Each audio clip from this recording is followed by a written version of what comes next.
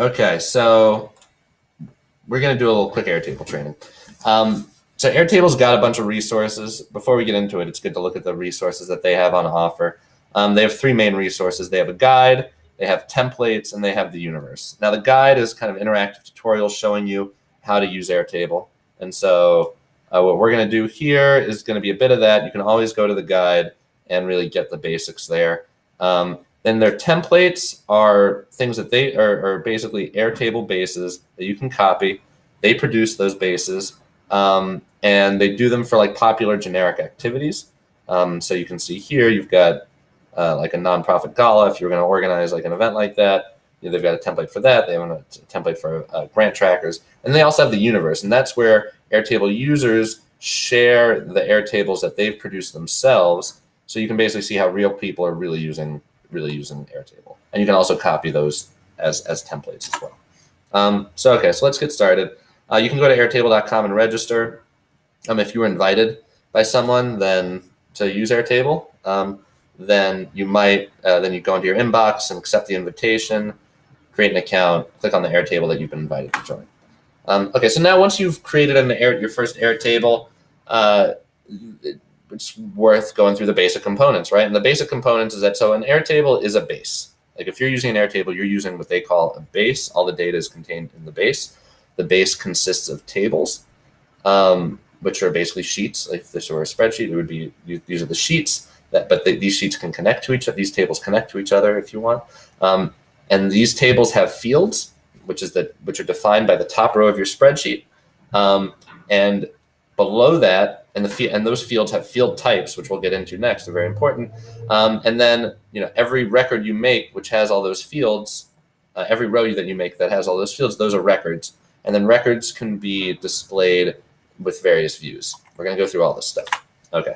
So when you create a field, you create a column in your Airtable base, you have the opportunity to decide what type of field it'll be. And so a standard field is a single line text field, right? That's just put whatever you want in there. There's long text fields. Attachments is how you upload files or images. A checkbox is kind of a graphical, like off on. Single select allows you to select one taxonomic term. Multi-option allows you to select many predetermined terms, but you can also add them yourself at the time.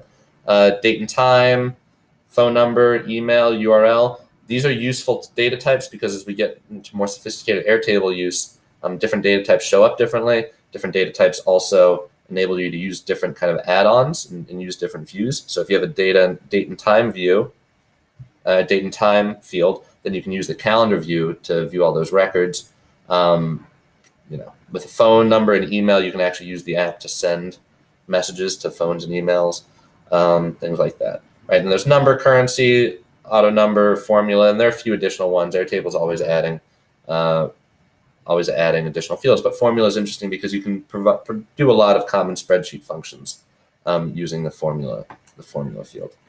The main feature of Airtable and any DIY database, the defining feature is that you can connect tables together. And so what that looks like is if you had, for example, a list of grant applications, right? You have the application name, then you have the funding body, which would be an organization, and then you can click on that organization within your list of grant applications. You can click on that organization, and that can reference the table, the organization table, on another table, on another data model. So you can keep the information organized on one table and see and reference that information on another table. It's a very powerful feature. It's the core functionality of databases. And so when you're working with these records that you're creating in the system, this is just real basic, but basically, yes, you can create a record just by going the little plus sign, adding it to the bottom. You can link records together by changing the data type by using a field of a data type that's linked to another record and then searching basically for that record and connecting it there. You can edit everything. You can expand a record, which is a little kind of expand icon on the left-hand side of the row. And then when you do that, you can see on the right-hand side, first of all, you can see all the fields in a kind of like a profile format.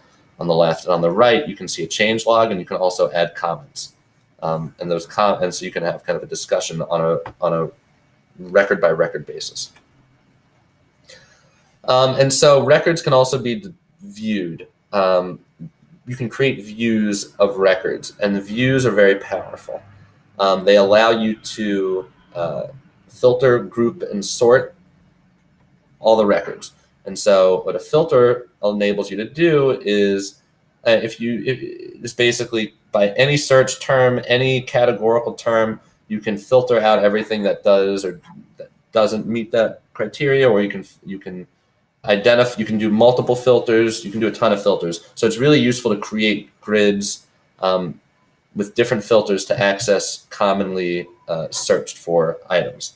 So for example, if you wanted to you create a filter, if you wanted to have a grid, a constantly updated grid of all of the application types that require a report. That's what we're seeing here. But like I said, you can have multiple filters at a time. Grouping is a way to look at records by certain categories. Also really useful if you're managing like a bunch of data. You can collapse all the records, or you can expand them depending on how much data you have. It also gives you these like useful counts up by the title to show you really quickly like how many items are in that group. And you can sort with the filters on or groups on and off. You can sort by a lot of different methods. Views are really a critical feature in Airtable. What we've been looking at thus far have been grid views, which is like a spreadsheet style. But depending on your data types, you can also access calendar views, which will plot your data points that have a date and time on them on a calendar.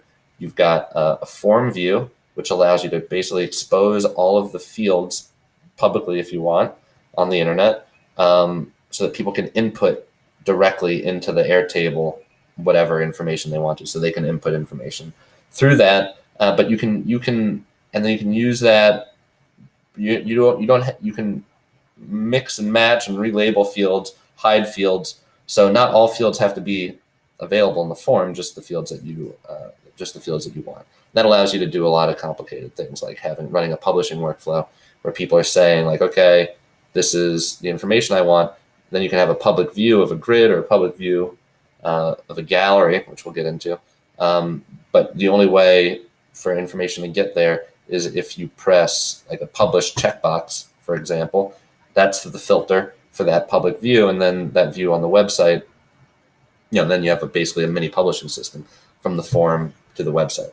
Other views, right? Gallery view is great if you want to show kind of little cards of data to people and with graphics. And Kanban view allows you to create like kind of like a Trello style. That's when you have multiple columns. You can drag cards from one column to another.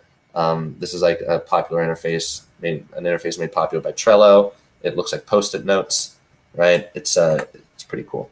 And then when it comes to collaboration and sharing, there are a few options. You can share Airtables like you kind of similar way you share Google Docs. You can share them with an individual. When you share an Airtable with a person, there's some permissioning around whether they're the owner, whether they're the creator, and creators can basically edit anything. And there's also an editor permission, which means that people can edit anything in the Airtable, but they can't edit the fields and the field types, which is really useful when you don't want people to change your fields around. And there's also view-only mode. You can also embed publicly any view that you create on a table-by-table basis. You can export things, so all data in Airtable can be downloaded as a CSV, and then it just comes out as an immaculately formatted CSV. Or you can, and this is what gets the developers really excited, is that you can access the data via API. And that means that software people can write an software application that pulls data into and out of Airtable freely.